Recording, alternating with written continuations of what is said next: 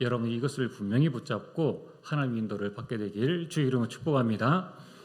먼저 서론으로 여러분들은 최고의 걸작품입니다. 뭐냐면은 하나님의 형상대로 창조되었기 때문입니다. 우리 옆 사람 한번 인사를 하겠습니다. 당신은 최고의 걸작품입니다. 여러분들이 매일매일 나 자신에게 이런 고백을 할 필요가 있습니다. 나는 하나님의 형상 가진, 하나님의 형상대로 창조된 최고의 걸작품이다. 뭐냐면은 여러분들이 오늘 이 시간에 이 하나님의 형상이라는 이 말씀을 잘 이해를 하면은 첫 번째로 나에 대한 바른 이해를 하게 됩니다. 여러분, 우리는 구원받은 하나님의 자녀입니다. 그런데 우리가 신앙생활을 하면서 가끔 그런 질문을 하게 됩니다. 세상 속에 나가고 직장 속에 나갈 때에 세상은 너무 커 보이고 직장에는 너무 능력 있는 사람들이 많이 보이는데, 아니 여기에서 우리를 보고 세계 복음화해라, 직장 복음화해라 라는 이 강단에서 메시지를 들을 때, 여기에서 들을 때는 다 같이 들으니까 아멘이 나오는데 현장에 가보면은 도대체 내가 여기에서 뭘 할 수 있지? 저 사장님이 계시고 과장님, 부장님이 계시고 또 나보다 똑똑하고 능력 있고 실력 있는 사람들이 많이 있는데 내가 여기서 무엇을 할 수 있느냐? 이 하나님의 형상을 바르게 이해하면은 이제 나에 대한 바른 이해가 되어집니다. 두 번째는 사람에 대한 바른 이해가 되어집니다. 부모, 자녀, 배우자, 또 여러분이 만나는 모든 만남에 대한 그 이해가 바로 되어지는 거예요. 특별히 우리 자녀들 또는 배우자, 우리 가까이 있는 사람들한테 너는 왜 그거밖에 안 돼? 쟤는 왜 저 모양이야? 라는 부분들은 하나님의 형상을 이해하지 못한 데서 나오는 말이에요. 세 번째는 여러분 이 하나님의 형상이라는 부분을 이해해야 예수 그리스도에 대한 바른 이해를 할 수 있습니다. 자, 그렇다면은 하나님의 형상이란 도대체 무엇입니까? 그것은 피조물인 우리가 임무를 수행하고 사명을 완수하고 부르심을 추구할 수 있도록 하나님께서 우리를 이곳에 부르시면은 아멘하고 따라가고 또 이 직분을 맡겨주시면은 아멘하고 따라가는 이러한 부르심을 추구할 수 있도록 하나님께서 인간에게만 주신, 다른 피조물들은 하나님의 형상이 없어요. 하나님께서 인간에게만 주신 하나님의 성품과 하나님의 능력입니다. 하나님이 인간에게 주신 하나님의 성품의 가장 대표적인 것이 바로 에베소서 4장 24절에 의와 진리와 거룩입니다. 그래서 여러분들 마음속에는 무언가 의를 향한, 그리고 진리를 찾고자 하는, 그리고 무언가 거룩해지려고 하는 그런 부분들이 다 하나님이 우리에게 주신 거예요. 여기에서 나온 게 또 많은 하나님의 성품들이 있지 않습니까? 사랑과 오래 참음과 은혜와 선과 긍휼과 자비와 불변과 또 완전, 이 하나님의 성품을 하나님께서 우리에게 심어주셨다는 거예요. 그걸 보고 하나님의 형상이라고 말합니다. 자, 오늘 여러분들 우리는 다 이렇게 살고 싶잖아요. 무언가 미움 대신에 사랑하고 싶고, 좀 누군가 좀 잘못해도 오래 참아주고 싶고, 또 사람들에게 은혜를 베풀어주고 싶고, 이러한 부분이 우리 본래의 심성입니다. 또한 하나님께서 인간에게 주신 그 하나님의 능력이 뭡니까? 그것은 여러분 개개인이 가지고 있는 재능, 그것이 하나님의 형성이에요. 그리고 여러분들이 능력, 그리고 자질, 또 이것을 사용할 수 있는 이 행동이나 관계나 방식, 그래서 나의 재능, 능력, 자질을 하드웨어라고 한다면 이 달란트라고 할 수 있는데, 이것을 활용할 수 있는 소프트웨어까지, 이런 모든 부분들을 하나님께서 우리에게 주셨다는 거예요. 자, 나에게 힘이 있습니다. 그럼 이걸 어떻게 활용할 것인가에 대한 모든 부분들까지 하나님께서 우리에게 주셨다는 거예요. 이러한 하나님의 형상이 어디에까지 영향을 미치는가? 그것은 창세기 1장 28절에 오늘 우리가 읽은 말씀이죠. 생육하고 번성하여 땅에 충만하라. 땅을 정복하라. 바다의 물고기와 하늘의 새와 땅에 움직이는 모든 생물을 다스리라. 자, 이처럼 하나님의 형상은 만물을 다스리는 데까지 영향을 준다는 거예요.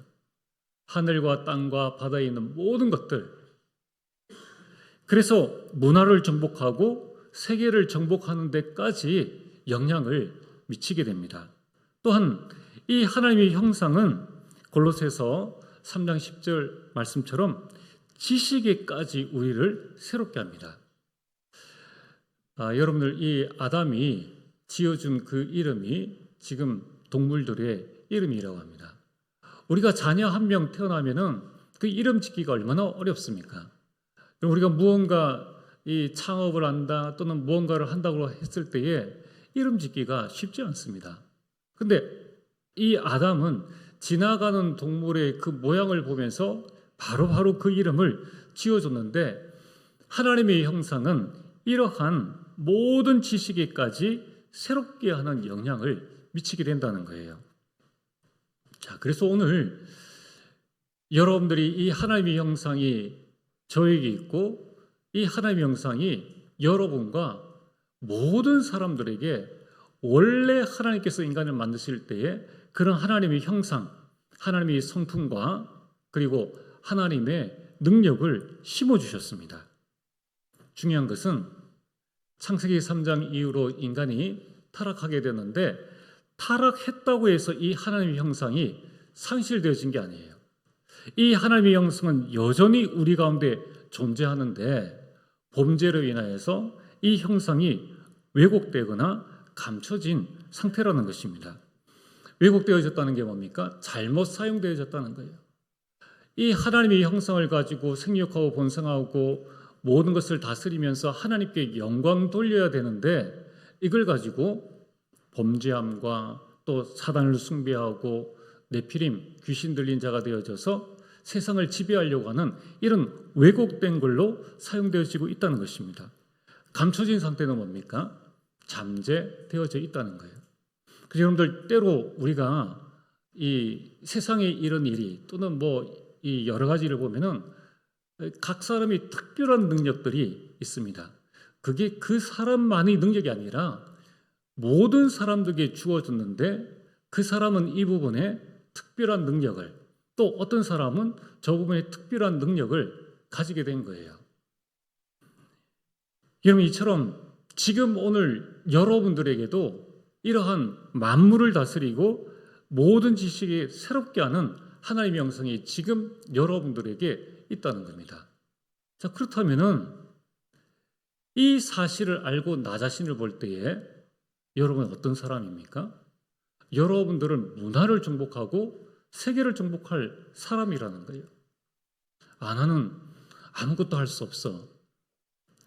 또 우리가 이 사실을 가지고 우리 자녀들과 우리 렘넌트를 바라볼 때에, 맞아, 저 아이 속에 하나님께서 하나님의 형상을 주셨지, 그것을 찾을 수 있는 그 준비가 되어지는 건데, 이 사실을 알지 못하면은 못하는 것만 계속 이제 보게 된다는 거예요. 그럼 어떻게 되어집니까? 그 하나님의 형상을 발견하지 못하고 또 회복하지 못하여서 그냥 내 수준으로 아이를 키우고 내 수준으로 성도들을 바라보고 그렇게 살아가게 된다는 것입니다. 자, 그래서 오늘 여러분들 속에 지금 무엇이 있느냐? 만물을 다스리고 모든 지식을 새롭게 하는 하나님의 형상, 하나님의 성품과 하나님의 능력이 지금 나에게 있다는 것입니다. 그렇다면 오늘 본론의 중요한 부분이 이런 하나님의 형상을 하나님께서 우리에게 주셨다는 거예요.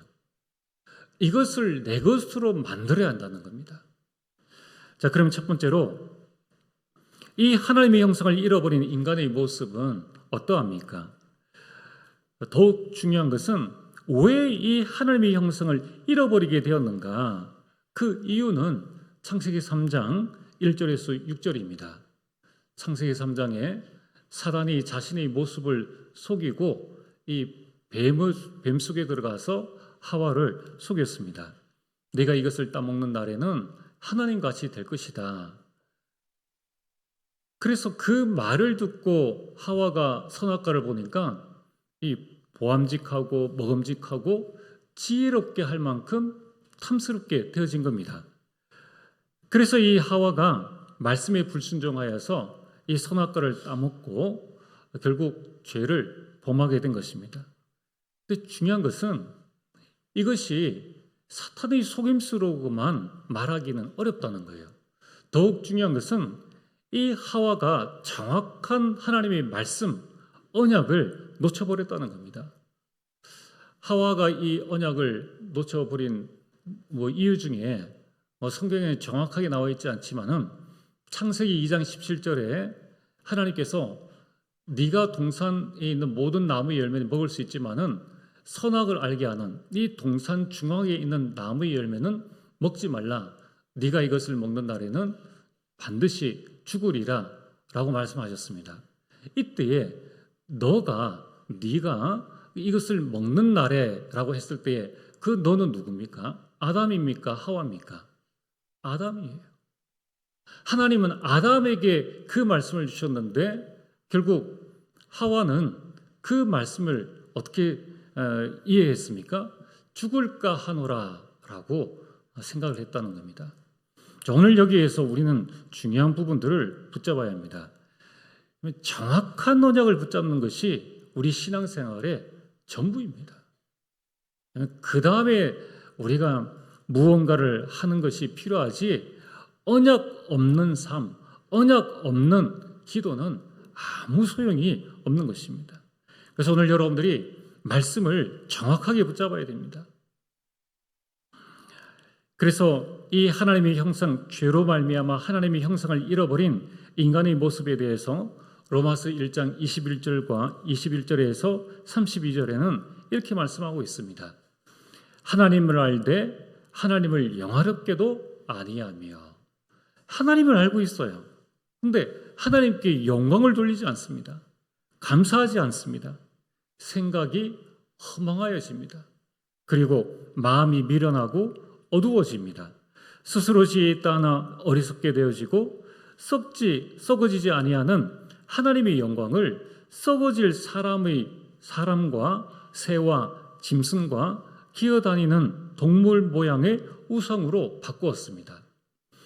여러분, 왜 지금 불신자들이 우상 숭배하는지 아십니까?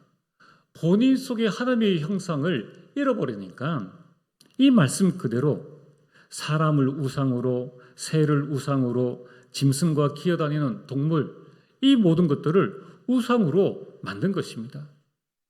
또한 하나님의 형상을 잃어버리니까 마음의 정욕대로 더러움 가운데 살며, 이 그리스도를 알지 못하는 자, 하나님의 형상을 잃어버린 자들이 이런 모습으로 살아가고 있지 않습니까? 또 하나님의 진리를 거짓 것으로 바꾸어 피조물을 조물주보다 더 경배하고 섬기는 겁니다. 또한 동성애, 불의, 추악, 탐욕, 악의가 가득하며 시기, 살인, 분쟁, 사기, 악독이 가득하며 수근수근하며 비방하며 교만하며 악을 도모하며 부모를 거역하며 우매하며, 우매란 말은 미련하며 배약하며 신의가 없으며 이 말씀입니다. 또한 무정하며 무자비한 자라. 이런 모든 일들이 지금 우리 삶의 현장에서 그대로 일어나고 있습니다. 그래서 오늘 여러분들이 사회를 보면서 또 일어나는 여러 일들을 보면서 세상이 왜 이런가? 정답은 하나님의 형상을 잃어버렸기 때문입니다. 또한 이 32절에는 더욱더 기가 막히는 말씀을 하고 있습니다. 그들이 이 같은 일을 행하는 자를 사형에 해당한다고 하나님께서 정하심을 알고도, 여러분, 우리가 미워하고 수근수근하고 이럴 때 마음에 찔림이 있지 않습니까? 그런 하나님이 이 깨닫게 해 주시는 부분들이 있는데 그들이 이것을 알고도 자기들만 행할 뿐 아니라 또한 그런 일을 행하는 자들을 옳다 하느니라. 옳다 하느니라. 분명히 동성애가 아닌데 그거를 자신들의 이익과 자신들의 자리를 차지하기 위해서 그래 인정해 줄게. 지금 이것이 우리가 살고 있는 현장입니다. 또한 디모데후서 3장 2절에서 5절에는 자기를 사랑하며 돈을 사랑하며 자랑하며 교만하며 비방하며 부모를 거역하며 감사하지 아니하며 거룩하지 아니하며 무정하며 원통함을 풀지 아니하며 모함하며 절제하지 못하며 사나우며 선한 것을 좋아하지 아니하며 배신하며 조급하며 자만하며 쾌락을 사랑하기를 하나님 사랑하는 것보다 더한다라고 말씀하고 있습니다. 왜 이 말씀을 지금 계속 드립니까? 하나님 형상 잃어버린 세상 속에서 여러분이 살아갈 때에 이런 일들이 일어날 수 있다는 거예요. 이런 일들을 당할 때에 또는 여러분이 이러한 모습들을 볼 때에 당황하지 말라는 것입니다. 그때 우리는 어떻게 해야 됩니까? 아, 그렇구나. 하나님의 형상을 잃어버린 자의 모습이 바로 이런 모습이구나. 그래서 창세기 1장 2절에 결론적으로는 혼돈과 공허와 흑암에 잡힌 그런 상태라는 것입니다. 결국 이들은 사탄의 함정과 틀과 올무에 빠져 있는데 너무나 거대한 세상에 많은 사람들이 이런 삶을 살고 있으니까 함정인 줄 모르고 살아가는 거예요. 이 어마어마한 틀인데 그것을 알지 못하고 올무에 붙잡혀 살아가고 있습니다. 그 결과가 뭡니까? 에베소서 2장 3절에 보면은 본질상 진노의 자녀다. 아무리 착하게 살아도 아무리 열심히 살아도 아무리 선을 행해도 진노를 받을 수밖에 없는 그런 존재가 되어졌다는 겁니다. 여러분, 이 하나님의 형상을 잃어버린 인간의 모습이 얼마나 처참하고 얼마나 불행합니까? 자, 그렇다면은 오늘 본론 두 번째로 우리는 하나님의 형상을 회복해야 합니다. 이 하나님의 형상은 그리스도 안에서 회복되어지는 겁니다. 그리스도 안에서 참된 나를 회복해야 하는 것입니다. 원래 인간은 하나님께서 창조하셨습니다. 여러분, 오늘 이 자리에 계신 우리 모든 성도님들을 지으신 분이 바로 하나님이십니다. 여러분, 우리 생명과 우리 모든 것들이 바로 하나님께 있는 겁니다. 그 하나님께서 우리를 어떻게 창조하셨습니까? 창세기 1장 26절과 27절에 성삼위 하나님의 형상대로 하나님께서 저와 여러분들을 창조하셨습니다. 그럼 저와 여러분들은 너무나 소중한 존재라는 거예요. 그리고 여러분이 우리 렘넌트들 또 우리 모든 성도님들 한 분 한 분이 너무나 소중한 존재라는 것입니다. 그리고 하나님께서 우리를 창조하시고 문화정복과 세계정복의 무한한 축복을 그 하나님의 형상에 담아서 우리에게 주셨다는 거예요. 자, 그래서 오늘 여러분들이 이 믿음을 가지셔야 됩니다. 하나님은 나에게 지금의 문화를 정복하고 가정과 가문을 살리며 나의 직장과 나의 지역과 237을 살릴 수 있는 무한한 축복을 나에게 주셨다.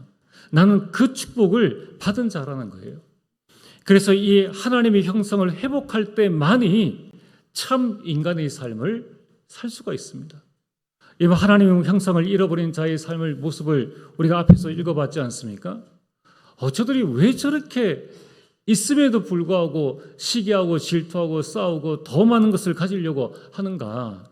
왜 동물과 같은 그런 삶을 살아가는가? 그것은 하나님의 형상을 잃어버렸기 때문이라는 것입니다. 그래서 이 하나님의 형상의 원형이 바로 예수 그리스도입니다. 우리는 예수 그리스도를 통해서 하나님의 형상을 회복할 수가 있습니다. 요한복음 1장 12절 영접하는 자 곧 그 이름을 믿는 자들에게는 하나님의 자녀가 되는 권세를 주셨으니 하나님의 자녀가 되어질 때에 예수 그리스도를 영접할 때에 그때에 하나님께서 나에게 주신 하나님의 형상이 회복되어지는 겁니다. 그래서 여러분들이 이제 우리는 그리스도로 말미암아 구원받은 하나님의 자녀이지 않습니까? 이 하나님의 형상이 이 무궁무진한 이 하나님의 형상이 나에게 계속 회복되어질 수 있도록 우리는 그리스도를 늘 고백하고 그리스도를 내 삶의 주인으로 모셔야 합니다. 그래서 우리는 왜곡되어진 이 하나님의 형상 또 감추어진 이 하나님의 형상을 회복하는 언약 기도에 집중해야 합니다. 사도행전 1장 1절, 3절, 8절에 이 영원한 언약을 붙잡고 기도하시고 또 거기에서 나오는 우리 인생의 7대 여정, 내가 가야 될 그 길과 하나님께서 우리에게 주신 393의 그 언약을 붙잡고 여러분이 기도할 때에 나에게 있는 하나님께서 주신 모든 축복들이 다 회복되어지는 겁니다. 자, 그래서 오늘 여러분들이 나는 무엇을 기도해야 될 것인가? 또는 여러분들이 나는 어떤 기도를 해야 될지 모르겠습니다 라는 분들은 이 부분을 붙잡고 꼭 기도하시길 바랍니다. 그리스도께서 나에게 충만하시고 하나님의 나라로 충만하며 성령으로 충만할 수 있도록 그 가운데서 하나님께서 우리에게 주신 그 7대 여정의 첫 번째가 뭡니까? 393 여정입니다. 지금 우리 이 강단의 흐름이 첫 번째 이 393의 그 첫 번째가 성삼위 하나님입니다. 성삼위 하나님의 임재, 성삼위 하나님의 구원, 성삼위 하나님의 역사. 여러분 이 부분을 붙잡고 오늘 이 아침에 성삼위 하나님께서 나에게 임하여 주옵소서. 성삼위 하나님께서 나에게 주신 구원의 축복들을 누리게 하옵소서. 성삼위 하나님께서 나의 마음 생각, 내 삶 속에 역사하여 주옵소서. 이것을 여러분이 계속 기도할 때에 이제 나에게 주신 그 9가지 중 첫 번째가 하나님의 형상입니다. 그것이 이제 보여지기 시작하는 겁니다. 자, 오늘 여러분들이 하나님의 형상을 회복하면 어떤 일들이 일어납니까? 하나님의 형상의 원형이 그리스도라고 말씀을 드렸습니다.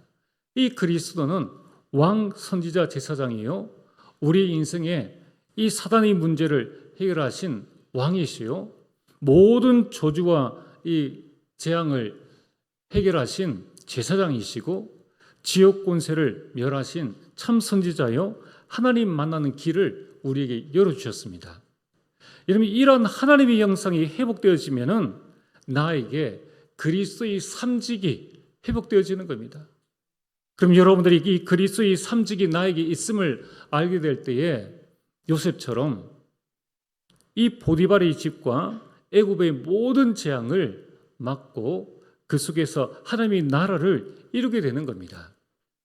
그래서 여러분들이 이 하나님의 형상이 회복되어지면은 창세기 1장 28절에 문화 정복의 주역으로 세계복음화의 주역으로 서게 됩니다. 오늘 우리 성도님들 가운데에 내가 어떻게 우리 가정 가문을 살릴 수 있는가? 또 우리 가문을 어떻게 복음의 명문 가문으로 만들 수 있는가? 또 나는 나의 직장에서 어떻게 그리스도의 영광을 드러내며 이 직장을 살릴 수가 있는가? 여러분들이 하나님의 형상이 나에게 회복되어질 수 있도록 기도하시길 바랍니다. 또 여러분의 가문에 있는 여러분의 자녀들이 그 하나님의 형상을 회복할 수 있도록 여러분이 중보 기도를 하시면 됩니다. 자, 그래서 성경은 오직 예수, 그래서 성경은 오직 그리스도를 말씀하는 겁니다. 자, 그럼 오늘 결론입니다. 우리 신앙생활에 있어서 또 우리 삶에 있어서 가장 중요한 시작은 나를 살리는 집중입니다. 갈라디아서 2장 20절에 내가 그리스도와 함께 십자가에 못 박혔나니 이제는 내가 사는 것이 아니요 내 안에 그리스도께서 사시는 것이라. 내 안에 그리스도께서 사심으로 말미암아 하나님의 형상이 자꾸 회복되어지는 겁니다. 여러분 우리가 살다 보면은 때로는 우리 자신들을 보고 내가 내 자신을 볼 때에 이거 내가 지금 비정상 아닌가? 어떤 때에는 은혜 충만하다가 또 어떤 때에는 내가 내 분에 못 이겨서 버럭 소리를 지르고 제가 집에 가면 그렇게 하거든요. 그렇게 하고 난 다음에는 이건 내가 왜 이러지? 이런 생각을 하게 됩니다. 여러분, 그 이유가 뭐냐면은 하나님께서 내게 주신 이 하나님의 형상이 완전히 회복되지 않기 때문이에요. 여러분, 우리 속에는 두 자아가 있습니다. 하나님의 법을 섬기려고 하는 나의 그 자아와 또 죄의 법 아래에 있는 내 자신의 두 자아가 계속 싸워 나가는 겁니다. 근데 중요한 것은 하나님께서 이미 우리에게 하나님의 형상을 주셨는데 이 하나님의 형상을 누가 지배하느냐가 중요합니다. 여러분 안에 있는 이 하나님의 형상을 누가 지배하느냐? 불신자는 그것을 사단이 지배하지 않습니까? 그래서 하나님이 주신 모든 성품을 다 잊어버리고 하나님이 주신 놀라운 능력들을 하나님을 대적하는데 쓴다는 거예요. 여러분, 불신자들이 세상을 장악하는 것은 이 세상의 정치, 경제, 사회, 문화 이 모든 것을 장악하는 것은 다른 데서 온 것이 아닙니다. 원래 하나님께서 우리에게 주신 것인데 그것이 잠재되어 있다가 자신의 힘으로 안 된다는 것을 아니까 사단의 힘을 빌려가지고 그것을 사용한다는 거예요. 그렇다면 오늘 하나님께서 나에게 주신 이 하나님의 형상을 나에게 주신 이 하나님의 형상을 누가 나에게는 무엇이 지배를 하느냐? 성삼위 하나님께서 지배할 때에 그때에 내 안에 무궁무진한 하나님의 형상들, 그 하나님의 성품과 그 하나님의 능력들이 계속적으로 솟아난다는 것입니다. 그래서 하나님의 형상을 성령 하나님께서 지배하실 때에 내 인생 작품이 완전히 달라집니다. 그래서 오늘 나를 살리는 집중 첫 번째는 여러분들이 하루를 시작할 때에 또 어떤 일들을 당했을 때에 가장 먼저 영적 서밋의 길로 가야 합니다. 사도행전 1장 1절에 그리스도로 나를 살리게 되기를 주의 이름으로 축복합니다. 여러분, 그리스도께서 우리 인생 모든 문제를 다 해결하셨습니다. 다 끝났다는 거예요. 이제 남아있는 것은 하나님의 형상이 회복되어지는 것만큼 문화정복과 세계정복의 응답을 누릴 수 있습니다.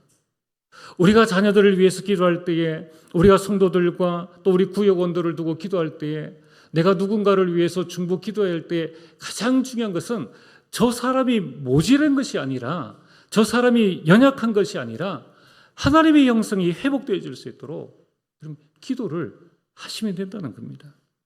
그래서 우리는 그리스도로 나를 살리고 이 사실을 절대로 속지 말아야 합니다. 사도행전 1장 3절에 하나님의 나라로 나를 살려야 합니다.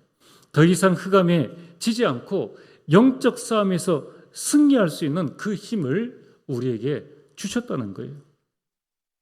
이걸 통해서 우리는 영적 서밋의 길로 가는 겁니다. 사도행전 1장 8절에 오직 성령 충만함으로 나를 살리라. 그래서 바람 같은 불 같은 성령의 역사로 나의 모든 연약과 모든 한계를 뛰어넘을 수 있습니다. 여러분이 이 그리스도와 하나님 나라 오직 성령 충만으로 나를 영적 서밋의 길로 갈 수 있도록 여러분이 두 번째는 그 서밋 타임, 영적 서밋의 시간을 가지게 되길 바랍니다. 다윗이 자신의 힘으로 골리앗을 꺾었습니까? 그렇지 않습니다. 다윗은 나갈 때 만군의 여호와의 이름으로 나갔습니다. 자기보다 훨씬 더 큰 그 골리앗을 바라볼 때에 어떻게 이길 수 있는 마음이 생겼겠습니까? 여러분이 내일 당장 현장에 나가보면은 지금이야 여기에서 여러분이 세계보험의 주역입니다. 여러분이 가정 가문 살릴 수 있는 주역입니다. 라고 말씀을 드려도 이때는 아멘하지만은 이제 다음 달 말 되어지면은 추석입니다. 이제 가문이 모여서 가보면은 이상하게만큼 믿는 신자는 좀 힘이 없고 안 믿는 신자는 세상적으로 너무 잘 돼 있는 거예요. 여러분, 어떻게 우리가 그 현실을 뛰어넘을 수 있습니까? 그것은 다윗처럼 하루 3번 이 자신이 하나님 앞에 나아가는 내 자신을 영적 서밋으로 세우는 시간, 그래서 하나님의 영성을 계속 회복하는 그 시간을 다윗은 가졌다는 겁니다. 다니엘은 하루 3번 그 시간을 가졌고, 바울은 이 한 시대의 큰 선교의 일을 이루었지 않습니까? 그 일을 이룬 것만큼 그는 무시로 기도에 집중하는 그 서밋 타임을 가진 겁니다. 오늘 여러분들이 하나님께서 나에게 이 하나님의 형성을 주셨다라는 사실을 여러분이 꼭 기억을 하시고, 그렇다면 하나님의 형성이 회복되어지면 모든 문화, 세상을 정복할 수 있다. 그렇다면 여러분들이 하루 3번이 아니라 무시로 이 시간마다 이 언약을 붙잡고 하나님 앞에 나아가야 하는 것입니다. 여러분, 이때에 어떤 일들이 일어납니까? 내 능력, 내 배경, 내 실력과 관계없는 영적 서밋의 작품이 나온다는 거예요. 여러분, 내 능력과 내 실력으로 세상을 살릴 수 있습니까? 세상 나가보면 대통령이, 장관이 거의 다 불신자인데요. 돈 가진 사람들이 거의 다 불신자인데요. 어떻게 우리가 세상을 살릴 수 있습니까? 요셉은 창세기 41장 38절에 여호와의 신에 충만한 상태에서 그 왕에게 답을 주었습니다. 그리고 시대의 재앙을 막았습니다. 모세는 80세에 부름받아 가지고 출애굽의 영적 지도자로 서게 되었습니다. 이러한 영적 서밋의 작품이 나온다는 거예요. 이것은 모세가 잘해서가 아닙니다. 이것은 요셉이 잘해서가 아닙니다. 영적 서밋에 섰기 때문에 나오는 그 작품이라는 것입니다. 사무엘의 영적 서밋에 서게 되었을 때에 미스바 운동이 일어나게 되었고 한 민족을 살리는 큰 응답을 누리게 되었습니다. 다윗이 골리앗 앞에 나아갈 때에 만군의 여호와의 이름, 영적 서밋의 자세로 나아갈 때에 골리앗을 꺾고 모든 전쟁을 그치고 성전 지을 모든 준비를 완전히 완성하게 된 것입니다. 이 바울이 영적 서밋에 서는 그 시간들을 가졌을 때에 237을 살리고 치유하고 후대를 살리는 어마어마한 작품을 남긴 것입니다. 오늘 우리 모든 성도님들이 하나님께서 나에게 하나님의 영성을 주셨다. 이 하나님의 영성을 회복하는 나만의 집중시대, 그래서 집중하게 되기를 주의 이름으로 축복합니다. 전능하신 아버지 하나님, 참으로 감사를 드립니다. 아버지 하나님이여, 우리에게 문화를 정복하고 세계를 복음할 수 있는 하나님의 형상 주심을 감사를 드립니다. 이제 아버지 하나님, 이 그리스도로 말미암아 하나님의 형상이 회복되어지는 나만의 집중의 시간을 가질 수 있도록 축복하여 주옵소서. 이제 하나님의 형상을 가지고 우리 가정과 가문을 복음의 명문 가문으로 세우게 하시고, 우리 자녀들을 한 시대의 서밋으로 세우게 하시고, 이제 교회를 살리며 현장과 237을 살리는 참된 주역으로 설 수 있도록 역사하여 주옵소서. 예수님 이름으로 기도리옵나이다. 아멘.